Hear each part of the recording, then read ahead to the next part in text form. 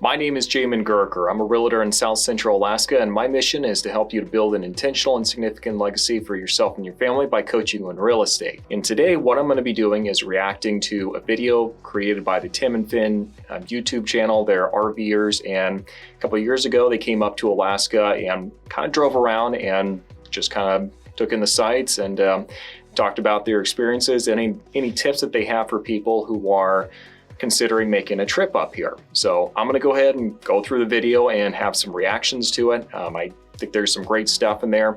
Don't 100% agree with everything in there, but I think there's some good stuff in there, and I'll go ahead and react to that. Before we get started though, do make sure you give this video a like, and if you haven't done so already, go ahead and subscribe so you can receive more information like this in the future. And without further ado, let's go and jump into today's reaction video.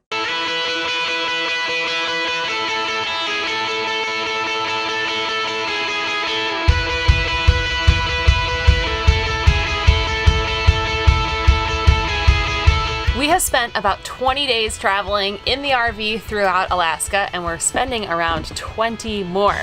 We've already learned so much about what it means to travel through this ginormous state, and it is really hard to tackle in one trip. So we wanted to make this video for you if you're planning on coming here in an RV, but also if you just want to come to Alaska in general and you have a limited time, even if you're considering a cruise or traveling by land, flying in. We've learned a lot just by being here.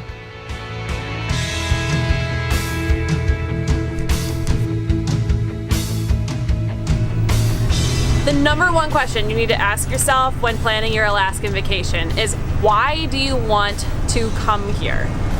Maybe that's self-explanatory, but I think that is one of the most important questions for this specific location out of any place that we've been in the world. If you don't really know the answer to that question, you might want to really think about, do you want to come here? This is a very specific vacation for people who have something specific in mind.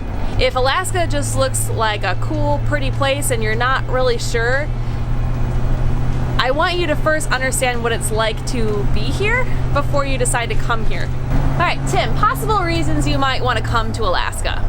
You're a fisherman, a hunter, fisherman, kayaker. Like, just embracing the outdoors is why you'd want to come here. Just lots of outdoor stuff and knowing what that entails, right? All right, so they're off to a good start already here. Kind of like what I've been saying for a long time, Alaska is a very outdoors-oriented state. And if you're coming into it and you're not really embracing that outdoor atmosphere, and you're just kind of sort of looking for the Alaskan experience and not really 100%, you're just wanting to stay in town and occasionally go out and go have a little excursion, I think there are probably cheaper places for you to go and look that's going to be a little tamer. You might want to try like Montana, places in Colorado, stuff like that. Alaska, like they're saying, you've got to have something more specific in mind for what you want to go and do, like water rafting, kayaking, they mentioned that obviously, go hike on some glaciers, go hunting, fishing they've definitely mentioned, rock climbing, ice climbing. There's just all sorts of stuff that you can go and do. But if you come up here and you don't plan on doing any of that stuff, I'm not really sure why you would bother, if I'm being honest. If you're just wanting to sightsee, that's good too. But let's check out the rest of this. Something specific. Notice Tim had very specific ideas. Alaska is a great vacation for you if you have always wanted to see a glacier up close and kayak to one. We're of course not the first people to tell you that Alaska is known for its fishing, but those are concrete reasons of why you would come here. So now that you've narrowed down the why. Some reasons to keep you out of Alaska. It is really far. Things are more expensive here. Everything is so spread out, especially if you're just kind of meandering around. And the weather for us. That's a really good point. I've done plenty of videos talking about the average cost of living up here, cost of groceries, cost of utilities, all that stuff. And Alaska is higher than the rest of the country, but you also have to kind of balance out the lifestyle that goes along with that though. A lot of people really like that kind of that feeling of seclusion, that outdoor lifestyle, and that's just accepted as part of the expense that you're going to pay in order to get that lifestyle. But I do like what they're saying here. They are pointing that out. And secondly, I do also like how they said that Alaska is very spread out. It is absolutely enormous. You need to take a picture of Alaska sometime and just get an idea for where it sits on a scale compared to the rest of the country. It's absolutely enormous. And a lot of our cities are going to be pretty far apart as far as they usually go in the lower 48. Yeah, that's just the reality up here. And yeah, you definitely do need to go take a look at one of those maps just to get a feel for kind of the scale of Alaska here. If you're not ready for it, or if you think that I live in, Seward and I know friends up in Palmer, we'll be neighbors. No, you won't. Actually, I saw a ranking somewhere. I'm not sure if this is accurate or not, but it was a ranking saying Alaska was the 21st largest country in the world. If that gives you any idea for just the scale of land up here. But let's go ahead and listen to the rest of this. Since we've got here, it's rained every day but like 1 or 2, and it's cold and rainy, and it's summer. It's August, it should be hot. If you are here to go salmon or halibut fishing and it's raining, like, no big deal. But if you're here because you're like, oh my God, the pictures look so pretty. We've been here for 20 days. Like Tim said, it has rained every single day that we've been here. It hasn't rained the whole day, every day, but it has rained every single day that we have been here. Okay, you have your why. Now, I have good news for you that's gonna... All right, well, that's good that they brought up the rain. I'm gonna say that, yeah, during the seasons of the summer, it certainly does rain. As you start getting a little bit closer to the August time frame, you're gonna see the raining season is gonna kick in. Usually around the June or July time frame, not gonna see it raining as much, though it certainly can, but it's definitely not going to be anywhere near like what the rainy season is like over in Seattle or parts of Oregon. It's certainly going to be raining though. There's a price to be paid for all the green that you see out there. I personally don't notice it very much. Certain years are going to be rainier than others. Yeah, just kind of as the luck of the draw on how rainy it's going to be for the year that you come up. To make itinerary planning really easy. Although Alaska is ginormous, it really can be narrowed down into 3 different categories that are all relatively small areas. Category number 1, interior and northern Alaska. This includes Fairbanks. This is an entryway for a lot of people driving from the lower 48 because the Alaskan highway that comes through the Yukon Territory ends on your way to Fairbanks. North of Fairbanks, there is only one road. It turns into the Dalton Highway and goes all the way up to Dead Horse and Prudhoe Bay. Tim does do this drive on a motorcycle, so you can go visit his motorcycle trip in this video here. That's a huge bucket list item and very famous road if you know. One thing I would point out real quick, Dalton Highway, yeah, it is possible you can go drive it, but notice he took a motorcycle to go and do it and didn't take the RV out there. It's a very rough road, and quite frankly, motorcycle probably going to be about one of the better vehicles you can take out there. If not, you need to have something that's a little bit more robust than, I don't know, say my Honda Accord Hybrid. You're probably going to need something a little bit more get up and go and a little bit more grr to it. So yeah, you can do it, but that is going to be really committed adventure. So just know what you're getting into. Road truckers. If driving on this crazy, dangerous road isn't on your bucket list, you do not need to visit interior or northern Alaska. That does, however, put us at Denali National Park. Denali National Park. You cannot drive your own private vehicle into the park. And you jump on a bus, and the bus takes you further into the park. Now on that route, there's only one road, and you're essentially driving towards Denali, the highest peak in North America. We did a very limited tour to Denali. We checked out the sled dog shed, the sled dog kennels, and I wouldn't even call it like we went to Denali almost at all. And the reason we did invest a ton of time, and we have nothing but time to throw out there, is just, even if you take the bus out there, it's still extremely. Okay, so I'm going to assume that that the issue that they're having, that they're mentioning here, is probably that they didn't see Denali, and this is something I've mentioned in some other reaction videos. I live here in Alaska.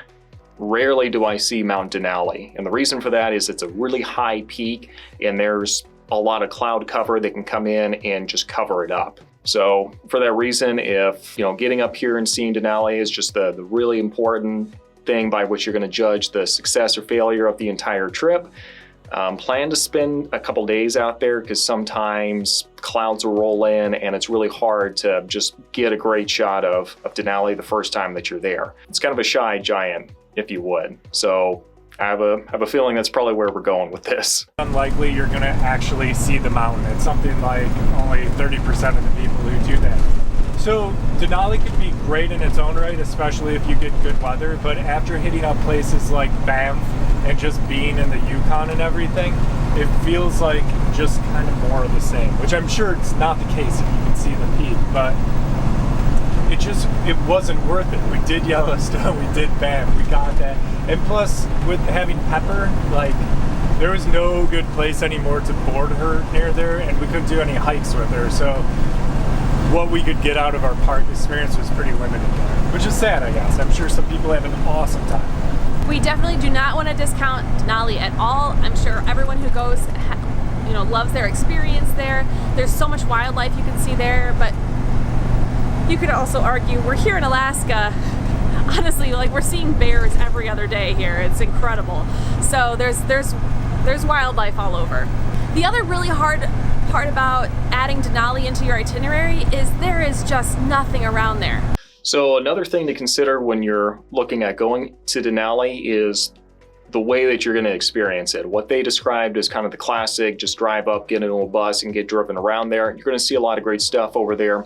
And I've done that and it's fun. Another route that's really fun too is to just get on the train and drive through, or not drive through, kind of go on the rails and see a lot of the Talkeetna in that area just by train, because I don't know what it is, but it just seems a lot more scenic of a route than what I've seen just by taking your own vehicle. So consider that.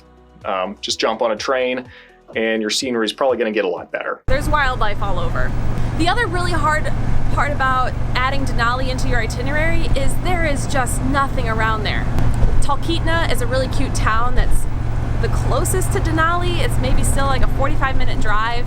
If you are planning anything shorter than a 2-week vacation to Alaska, I do not recommend adding Denali to your itinerary, just because it is so remote and you're going to spend 2 days traveling to there and then from there. So your 1 day in Denali ends up being 3 days of your vacation. And even driving on those roads to and from Denali from Anchorage is just kind of like a straight shot, flat, construction, boring drive. Yeah, I kind of agree with that. So just make sure that if you are wanting to go to Denali, you know how much of a commitment it's going to be for you and how much time that you have. You can certainly do it on kind of a smaller time frame, and for some people that's awesome, and that's kind of the big gauge they're going to use to decide if the trip was a success or not.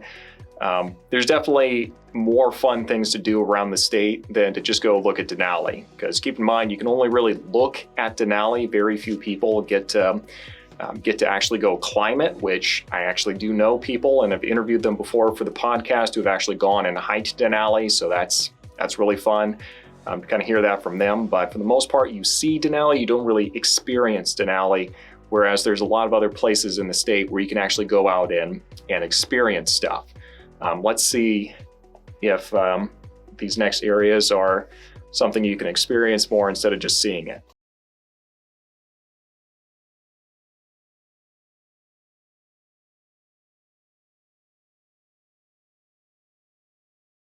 If you're flying or driving to Alaska, you really can have that total Alaska experience just by visiting the Kenai Peninsula.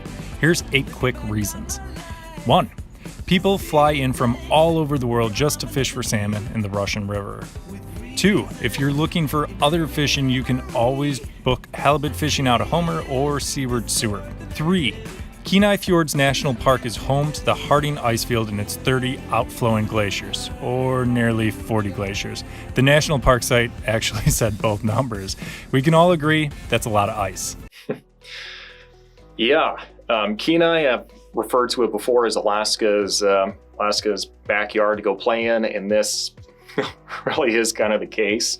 I'm glad that he said the Russian, and you can certainly go fishing for salmon there. I personally do not like fishing for salmon on the Russian because there are way too many stinking rules on what you can and can't do. I personally, if I'm going for salmon and I'm not doing dip netting, I'm gonna go to Whittier and just snag me some salmon, or go to Seward. And again, just snag me some salmon there, because it's all about getting meat, getting it packed, and getting home, and not so much about the sport and going on the Russian. So yeah, those are good places. Hardy Ice Fields, that also is a lot of fun. If you're gonna go hike the Hardy Ice Fields, or at least get up there and see it, it's absolutely amazing. You can get up on top of a mountain, and you can just see just miles and miles and miles of just mountains of ice all the way around you. And it's absolutely beautiful. And it's definitely a lot of work to get there. You know, plan like a good solid day to go up and go down. 4. The Kenai is packed with wildlife. Bald eagles, whales, orcas, sea otters, sheep, bears, just to name a few. If you're bad at spotting wildlife as we are, you can always visit the Alaska Wildlife Conservation Center and see just about everything, including muskox, which might be our new favorite friends. Number 5. In the Kenai Peninsula alone, you'll find some of Alaska's best museum and aquarium, and again, the Alaska Wildlife Conservation Center. You should seriously go here. They have muskox, again, which are awesome. 6. This is also one of the best jump-off points for scenic flights or seaplane adventures, including a trip over to Katmai National Park, home of the famous Brooks Falls for brown bear viewing. Maybe you can get a shot of a fish going in a bear's mouth. We didn't. 7. The Alaska Railroad comes down here for a reason. It's a beautiful train ride, which we didn't take ourselves, but we saw them next to us on the road pretty often. And the road was a beautiful drive, therefore the train must be a beautiful ride. Also, online reviews for the train say it's absolutely incredible. Finally, number 8, whether you're hoping to explore mountains or ocean, from coastal rainforests around Seward to the rough Arctic chill of glaciers flowing off the Harding Icefield, there's a huge range of diversity here. Our last Yep. I actually go down to Seward about once every month or two, just to kind of disconnect and recharge a little bit, just because it's so scenic. And also, I mean, you get the ice fields all the way around you, you get the mountains, you get whales, you get sea life, you get the bears, the moose, everything about Alaska is just kind of consolidated into that little area. So if you've got a short list of places you can go, definitely make sure the Kenai is on that list. Alaska region is Southeast Alaska, also referred to as Alaska's Panhandle. It's popular on all the cruises leaving out of Seattle or Vancouver. The fjords, sounds, and mountains here make this region incredibly beautiful, but incredibly hard to get to. In fact, you can only access 2 towns by land. So let me introduce you to the Alaskan Marine Highway, which is the system of ferries and the main method of travel in this region. You can book a ticket for both you and your car, and even come up from Seattle all the way here in your own vehicle. This totally would have been our first choice for either the drive up or coming back down from Alaska, but with our sweet baby angel Pepper, dogs are not allowed on the passenger deck and have to stay in the vehicle. And some of those ferry passages between towns can be from 8 to even 24 hours, which wasn't going to work for our little fluff face. But here, one thing I would add to that, so they don't just tell you that your dog's down on the lower deck and tough beans, you'll never be able to get to them. They do give you a couple times a day where you can go out there and walk your dog around the deck, let them do their business, and put them back in there. So it's not like you're just shutting your dog off into the bowels of the ship and you'll never see them ever again. So it's not quite like that. Another thing I would add, really call the Alaska Marine Highway, even when you've booked a trip, and make sure, hey, are we still on? Are we still on? Are we still on? The reason for that is that they actually had a strike about 2 years ago. The inner politics of it, we can leave that off. But they had a strike a couple of years ago with the state, and they ended up laying off some of their members. And since that's happened, they haven't really done a good job on replenishing it. And also the more senior members who get protected within the union have since retired, compressing the size of the crews down even more. Why is this important? Well, what if you're on a ferry, you're scheduled to be on a ferry, and they don't have enough crew members to actually make it happen? Sounds far-fetched, but I actually got stranded in Kodiak not too long ago, just because of that, because they didn't have enough crew members to make it happen. So make sure that if you are going to take the ferry, that you're kind of obsessively checking in with them on that to make sure that they've got enough crew members to actually do what they say that they're going to do. Here there's great spots to check out like Ketchikan, Juneau, Glacier Bay National Park, Skagway, and Haines. But it just wasn't practical for us with a dog. And that's it. Why? Well, there's lots more towns and islands all over the state of Alaska. But those are really the only places that are practical to access via land or flying into Fairbanks, Anchorage, or Juneau, or taking a cruise. If you're new to our channel, you can check out our entire Alaska RV adventure series, Tripped. Or you can follow along on all future adventures by subscribing to our channel. Enjoy your Alaskan vacation and happy travels! All right, overall, very good. I did think that, just kind of listening a little bit to their story, it sounds exactly like what I would expect. So, I mean, to them, it might have sounded like a surprise that it was raining in Alaska during the summertime and August timeframe. To me, that just sounds like, of course, that's going to be happening. And I do think they have really good points that when you're going to Denali, make sure you've got some time built in there. And if you can, try to make sure you're not going too far out of your way to go to it. Occasionally, I will drive down to the lookouts at Denali just if I'm trying to get out of town for a little bit. And that's a lot of fun just to be able to go to the lookout and see if you can spot Denali. Not very often at all do you get to see it just because it is so high up. But overall, great video. They brought up some good points. Make sure you consider those as you're thinking about what you want to do in Alaska. And if this was useful, certainly do give me a thumbs up and make sure you subscribe. And if you have any other questions about Alaska, feel free to reach out to me either through my website or my Facebook page. The link for that is going to be down below. And I do have a relocation guide if that's something you'd be interested in acquiring to answer some more generic questions for you. Do make sure you reach out to me on the website and just put relocation guide into the website. But other than that, thanks for watching. We'll see you next time.